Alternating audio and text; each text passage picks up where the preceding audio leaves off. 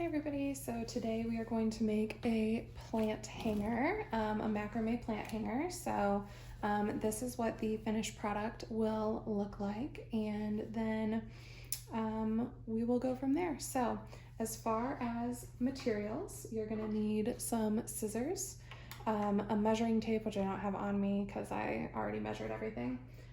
You will need either a metal or wooden ring. These are about 1.5 inches in size. You can do bigger.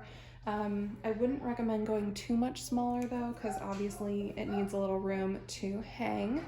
I personally am going to be using the wooden ring just because unless you get the right kind, like you can see here that this has a little bit of a gap and I just don't want to risk it breaking. So I'm going to use a wooden ring. Then you're going to need some cotton cord. You can use yarn. However, some yarns will stretch, especially if you have heavy objects in them. So you might have to double up if you're going to use yarn. This is just cotton twisted cord. I got it off of Amazon. You can basically look up macrame cord and this is what comes up. This is, I believe, the 5mm. So these two pieces are about 1.5 feet, 2 feet long. And then you're gonna need 8 lengths at 9 feet long. Well, 8 to 9 feet long to make your macrame hanger about this size. And this will hold a 4 to maybe 6 inch pot, also smaller of course, but 6 would be about the max that I would do on this one. So you also will need some tape if you're going to be doing this like I am on a flat surface, or you will need some sort of hook to hang your work on, and you can do it vertically. So the first thing that we're going to do is I am going to say hi to my munchkin who just woke up from his nap. Hi munchkin. Mommy's making a video. Why don't you go play with daddy, huh? Okay. So I'm going to take my 8 lengths of cord, and you want them so that all of your ends are approximately even on your one side. And you're going to put that through your ring and then pull it through so that you have about equal lengths on either side of the ring. So I'm going to grab my ends over here and just pull through so that everything is even. So you can see here I've got now a double layer of my cord. So I am now going to tape this down so that I can show you guys the rest. And normally I do these vertically, but for the purpose of the video, I figured it was a little easier for you to see against a flat background. So what we're gonna do is you wanna make sure that you have everything secured, and then we have all of our cord kind of bundled together like this. The next thing we're gonna do is we're gonna do our first knot, which is called a gathering knot. So that is this guy that you see at the top, and then this one that you see at the bottom of our hanger. And what it does is it gathers the cord together. So that is going to happen with our excess piece of cording here. And this is how I like to start my plant hangers off. If this knot feels a little too complicated for you, you can do a simple knot where you pull all the cord through at once and then loop it through, so it's kind of like one of these knots. I can't think of the name right now, but you can do one like this where you put the loop through and then pull the ends through. So you can do one like this where all of the cord is bunched together like that. Works totally fine. It'll look slightly different from mine at the end, but that's totally okay if that's what you want to do. So to do a gathering knot, what you want is to leave a little bit of a tail at the top, and then you're going to hold your cord with your tail and you're gonna loop it down So what I'm doing is I'm holding it in my left hand and I'm pinching this tail up here. And I'm gonna wrap it down and around so I now have a loop under my fingers. And what I'm gonna do is I'm gonna pinch it again, and then I'm gonna bring it across here, and then I'm gonna reach under and around. And then you're just gonna continue wrapping it down, making sure to keep your tail nice and steady there. So you just keep wrapping this around, and you wanna wrap it tight, but not too tight. And you wanna also make sure that it's pretty close to your ring. So as you can see here, it's up nice and snug with the ring. So we're just gonna wrap it around. And then eventually you can take your fingers out of the little knot here, because I only left them there to make sure that it kept a little gap. But you don't have to have your fingers there the whole time. So once you have that, so once you come around back, you want to pull this through the loop. So you can see how it came through right there. Then what you're gonna do is you're gonna take this top piece, your little tail, and you're gonna pull it so that it pulls your tail up flush with the bottom here. So you can see how that is. Now the next part can be a little tricky. So what we're gonna do is we're actually going to snip this bottom part off, and I leave just the slightest little tail here. So you can kind of see here I have this little tail. Now very carefully, I'm going to pull that so it just disappears under the bottom there.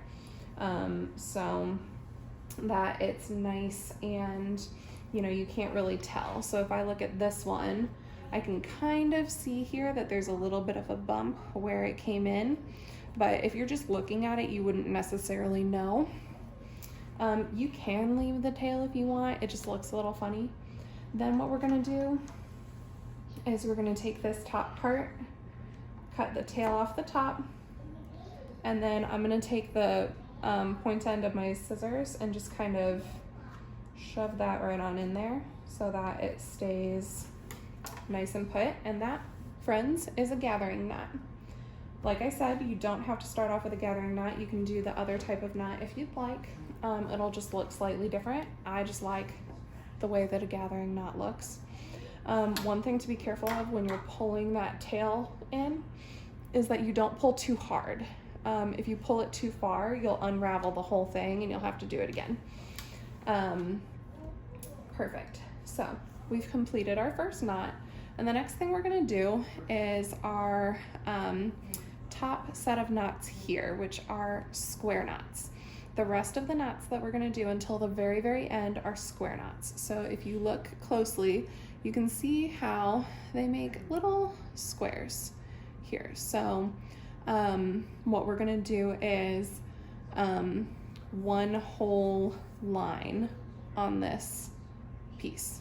So the first things up is our square knot. So what I wanna do is I'm going to take my top 4 pieces of cord, and I'm gonna pull the other stuff out of the way here.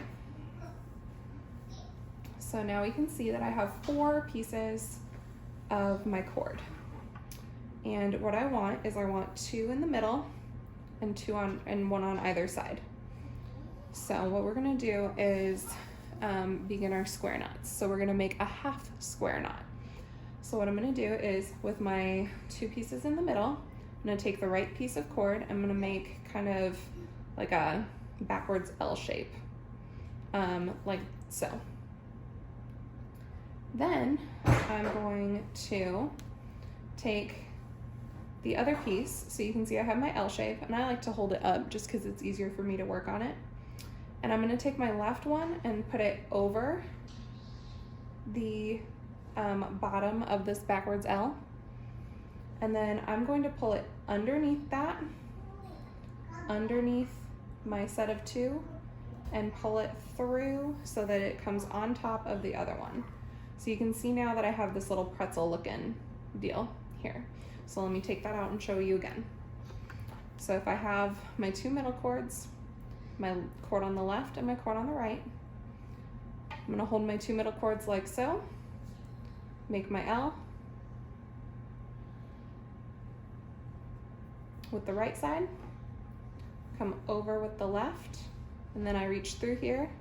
I'm gonna pinch the left side, pull it through, and then what I'm gonna do is I'm gonna pull this tight. So holding on to the middle pieces, I'm just going to tighten up all the way up to where our gathering knot is.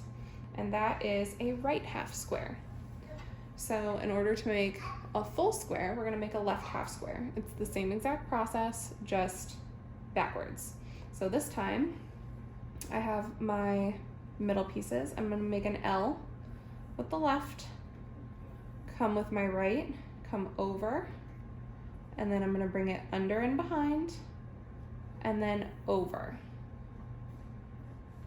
So it's the exact same thing we did with the right, just reversed on the left, and then I'm gonna tighten it. Now this is where you can get a little creative. You can do as many or as few as you want for this top part. I did about 4 on each side. So I did 4 left half squares and 4 right half squares. You can do more, you can do less, it really is up to you. But for the purposes of this, we're gonna do 4. So since we just did left, we're gonna do right. So now I'm going to take the right over, the left on top of the bottom, come under and pull through. And now I'm going to pull it tight.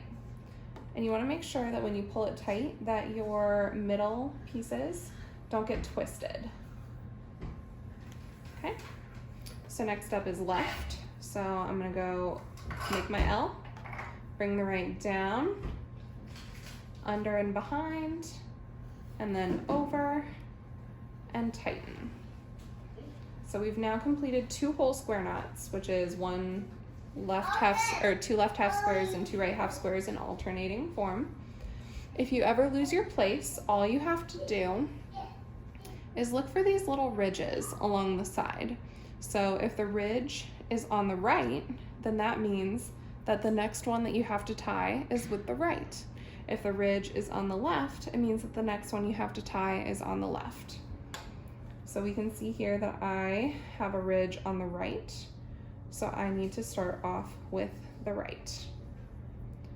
So I go over with the right, over and under with the left, pull it through, and then pull it tight.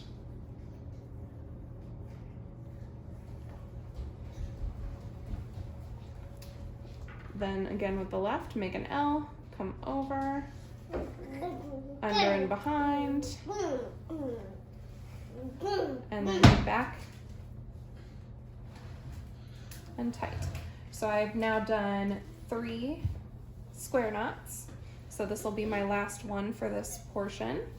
So I start with my right, go under and around with the left, pull it through, and tighten.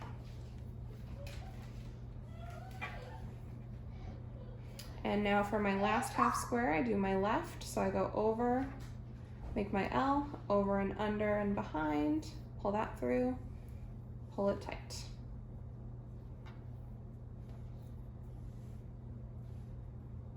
And that has completed the first little section of this particular strand of my plant hanger. Next, we're gonna do some in the middle. So as you can see here, I have my top portion, I have a little middle one, then I have another one before I do my basket. So we're gonna do this middle section, which is 2 square knots, and we'll go from there. So for this, if you want to be super precise, you can measure with like a ruler or a measuring stick how long you want in between your pieces. I am not that precise. I really don't mind them being a